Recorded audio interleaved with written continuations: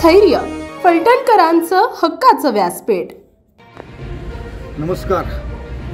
माढा लोकसभा अंतर्गत 2024च्या लोकसभेच्या सार्वत्रिक निवडणुका होत असताना फलटण विधानसभा मतदारसंघात काही पक्षांच्यासाठी काही शासकीय कर्मचारी, निमशासकीय कर्मचारी हे निवडणूक प्रचार यंत्रणेमध्ये प्रत्यक्षपणे सहभागी होऊन आपल्या अंगावरती मोठ्या प्रकारचं संकट ओढावत आहेत।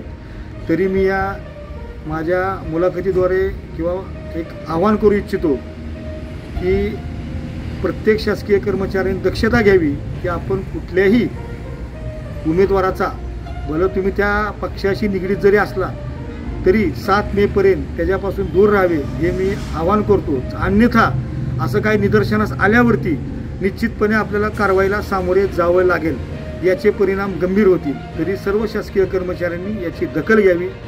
आपण प्रचारात प्रत्यक्षपणे सहभागी होऊ नका ही माझी आपणास नम्र विनंती आहे। माझा सुद्धा प्रचार करू नका, फक्त आपले एक राष्ट्रीय कर्तव्य पार पाडा।